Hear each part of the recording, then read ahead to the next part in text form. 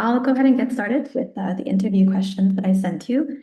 So if you wouldn't mind, if you could please go ahead and introduce yourself, introduce co-living, Enso co-living, and the summary of your current brand positioning. Okay. So, hello. Thank you for inviting us. I'm Stefani Noriega, CMO of Enso co-living. Enso is all about making people feel at home, kick off their shoes, and let city life become easier, bolder, and more connected. Our positioning is we're not just renting rooms, we're also creating lifestyle built on community, like minded people, co created experiences, brand ambassadors, and a true sense of belonging. As we like to say, you do the living and we do the rest. So I've been part of Enso for a year now. And one of my first missions here was to understand our community through data and feedback. So we could understand more about their needs. With that kind of information, we were able to level up our service with a full rebrand and also a new website launch. And it's been such a creative and inspired journey for me. I'm very proud of what we achieved, not only in results, but also in how much closer we've become now to our co-livers. For the co-living industry in particular, what makes it so important to have a clearly defined and understood brand? I would like to answer this question with another question. That it's why do we design brands? I think that it's to connect with people, to create strong first impressions, and also to build lasting relationships. A good brand strategy brings clarity, trust, consistency, and loyalty. And when a brand truly knows its audience, it can grow into a love brand, not just used, but embraced, repeated, and very important, recommended. So the result is a brand that feels human, but also like solves our needs and inspire people to stay. So in co-living, I think that this matters a lot because we are not just offering a product, but we are shaping someone's home and daily life. So choosing where to live is like personal and emotional at the same time. More than a service, it becomes like a community people belong to, and some of them becomes brand ambassadors naturally. Very well put. Yes, that community connection, relationships, I think it's pretty key to Enso's success so far.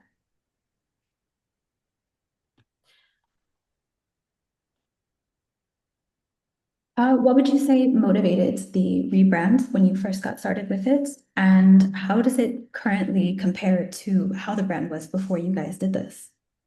Mm-hmm. So we rebranding because we believe a real community is based on co-creation. Our core business was already strong, but we wanted co-livers to feel even more part of Enso. So expanding globally made it the perfect moment to pause, to listen, and to start co-creating. Today, Enso has a brand book that feels like our Bible because it aligns our culture, our visuals, and strategies. The difference is really clear. Before we had a brand, we proved that our business model worked. But now we have like a living identity, DNA. And the difference is clear because this DNA touches every single point of our journey and also shapes direction strategically and makes people proud to belong. And also sometimes like a little bit FOMO. So I think that's been like a really a really nice journey that we are on. It sounds like you guys are going in a really good direction already in the last year. So where do you see the brand going in the next year? So for the next year, we are really excited to engage with the world. Expansion is on the horizon with the new cities to launch and others already on our radar, including Lisbon and New York City. We are actively creating and developing also our own technology, and I envision like a tech savvy future for Enso now on. And for me, that's also like the result of a stronger community of thousands of happy co-livers living with us around the world. Well, speaking of connecting with your co-livers, how did you incorporate feedback from your co-livers or involve them in coming up with the branding strategy? Yes, so this is fun because we developed a concept named From Colliver to CEO. Okay, and it was a fun experience that offered two ways for Collivers to take charge. The first online path was through a happy forum, which we launched in three different cities here in Spain.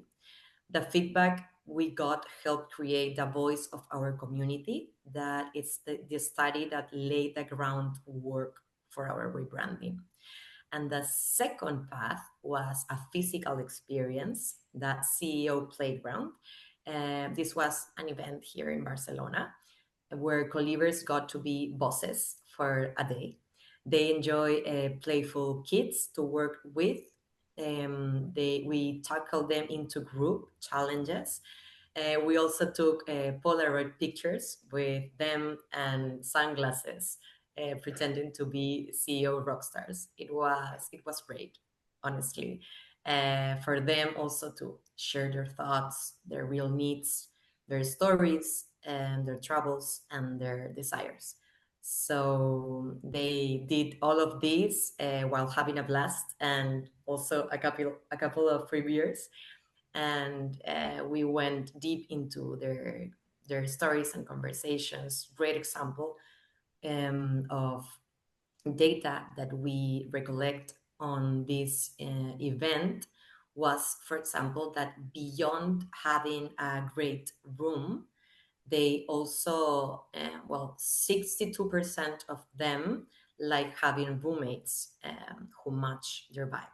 This is like the most important thing after a great room, of course. 24% appreciate beautiful shared spaces, and 20% found extra services that make adulting easier.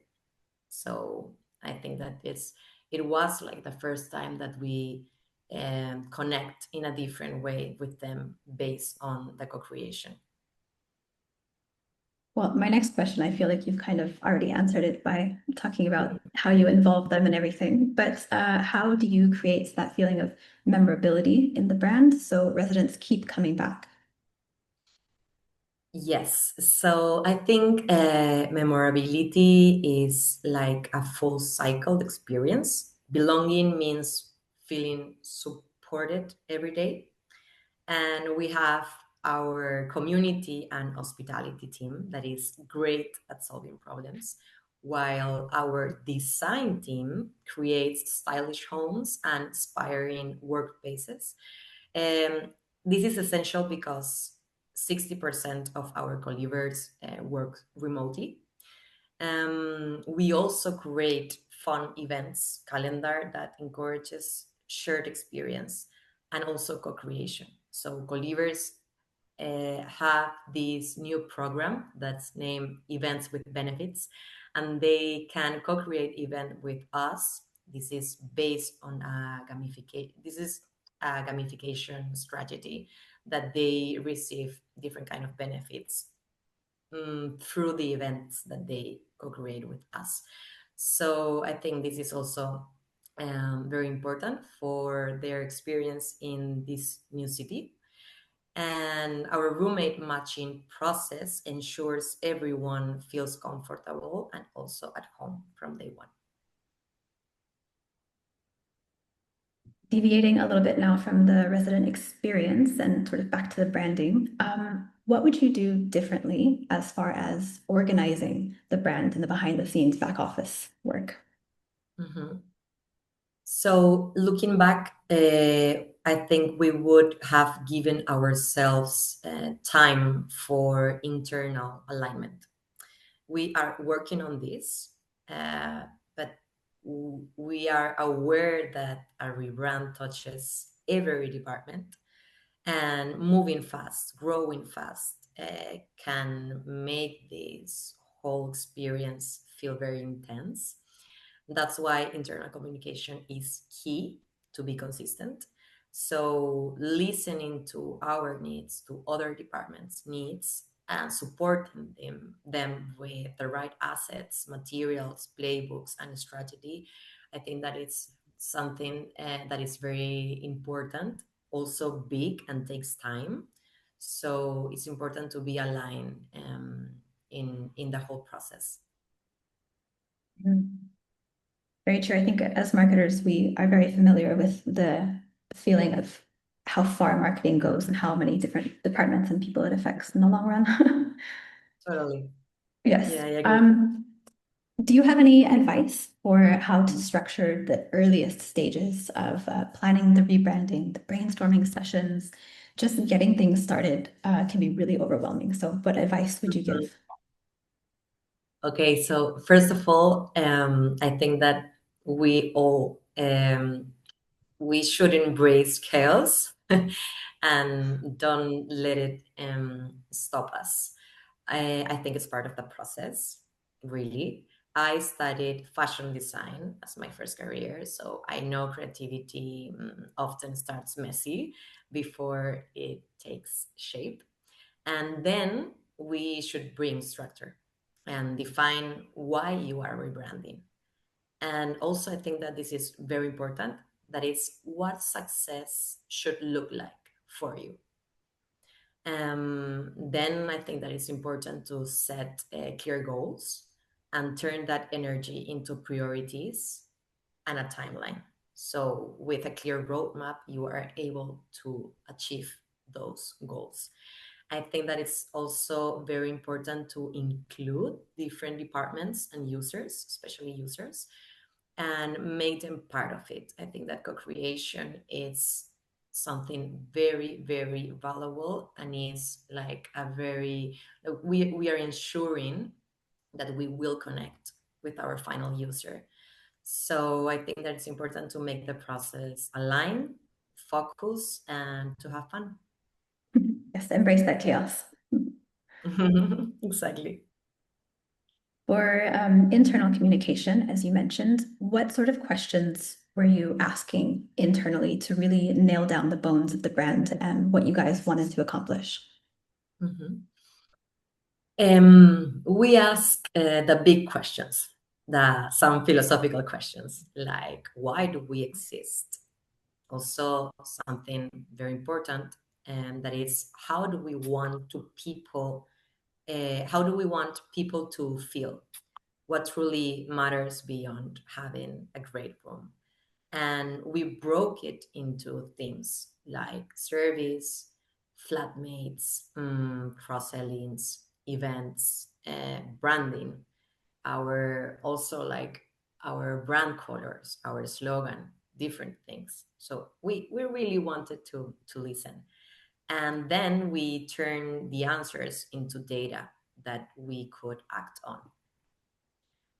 I think that honestly, the most powerful insights came straight from our colleagues, like hearing what Enso meant into their daily lives, shaped again our values, our tone, um, and it was like very special because this rebranding shows the way that we are designing this new DNA, but it's how we show up everywhere, you know. So that's why today our brand works with Carl Jung archetypes, mainly the caregiver and the explorer, which perfectly reflect both support and adventure. You at the end, you are living with strangers, which is adventurous, but also should feel safe. So interesting about the archetypes. I haven't heard that being used before for co-living in particular. Yes, for branding, I think that it's like a great way to look at it, because at the end you're representing personalities, and also you can reflect into different kind of personalities. So we're choosing the caregiver and the explorer because we think that matches perfect with our philosophy. And with the co-living lifestyle as well. Yes, exactly. So continuing with the theme of what's happening internally, how did you sort of create that internal alignment in the very beginning and consistency? And how are you keeping that going now to where the teams can explain things like the value proposition, the tone of voice, making sure everyone's aligned? You touched on that earlier. I think that to make a clear process, our brand book really became the key piece. It helps align all the departments and keeps everyone clear on how to express the brand is something tangible. So it's very important to have this, as I said, like our Bible, um, from strategy to visuals to tone of voice. I think that it gives us one shared language with practical examples, like how would Enso say this, and you can give different kind of examples here, and it's easier to align the team. So this also makes consistency comes naturally over time. We also created a list of key assets and timeline for each team along the Colliver journey, so we could deliver with the big picture in mind. Of course, it takes time, but I think that once you got like the big picture for each team, it's better to deliver. On top of that, we also run workshops and also onboarding sessions for the new members, so like everyone receives the new brand book and these tone of voice examples and these strategies that we're talking about co-creation. And we also tell them about this from Colliver to CEO experience and different things, so they could really like understand what we're doing now, and how we also are embracing, how we want to embrace the future. It makes sense. That's a long road for internal alignment. Exactly. Well, for our final question, it's going to be all about the technology that you mentioned earlier that you guys are working on as you grow. How do you incorporate those tools and how do you choose them to support your brand awareness and resident loyalty, satisfaction, trust? Mhm. So right now we are choosing tools and partners that help us stay connected with our co-livers, to make communication even easier. For us, tech needs to be intuitive, human-centered, and able to grow with us, especially because we have this expansion strategy already happening. So for us, it's very important to broke this kind of distance and feel human, feel connected. We really enjoy when people like colivers say that they relate Enso with easy peasy, so we really want to stay in this perception. And we also, for awareness, we use platforms our audience already loves and share content that's genuinely useful or fun. For loyalty, we collaborate with brands that we know they really engage with, and we also co-create experiences with them. So our events also, our events calendar really, we really try to make this calendar resonate with our community. And for resident satisfaction, we focus on listening and staying flexible to their needs. I think that the result is been great. We have a 4.8 out of 5 satisfaction score. We have a monthly waiting list, over 3,000 colivers. We have 100 occupancy across 800 rooms, which is great. And at socials, we have higher engagement and smoother communication. So we really want to make the experience great and consistent online and offline. And as I also said, I think that lately we have been closer than ever. When you mentioned working with brands that would resonate with your colivers, I saw on the Instagram a couple weeks back that you guys were doing the prize for going sailing. Is that one example of one of the brands you would partner with? Yes, this was a part of our Enso event. So we have different kind of stakeholders for making our events. So the first one is our colivers, the co-creation of events, and they will got like they got awarded because of the event that they co-create with us. Then we offer different kind of events, and then we make some collabs with different brands that we know that they enjoy, that they like, and they engage with. So in this case, in the sailing experience that you're talking about, it's curious because we offer the first experience, and then one of our colivers like loved the plan, the experience, and she started co-creating this event with us. So she took the lead, and now she already made like 3 events, and she's going to make the last one because of the season. And it was great because we had an amazing time, but at the same time she realized that everyone was having like such an amazing time, and she thought, why not making more of these kind of experiences? So she's like the brand ambassador of the month. Amazing. Well, that was my last question. So just want to say thank you very much one more time for joining me to answer these questions. Really looking forward to putting this out and hearing more about Enso in the future as well. Thank you, Liz. It was amazing to be here and sharing a bit of Enso, what's coming next. So thank you very much.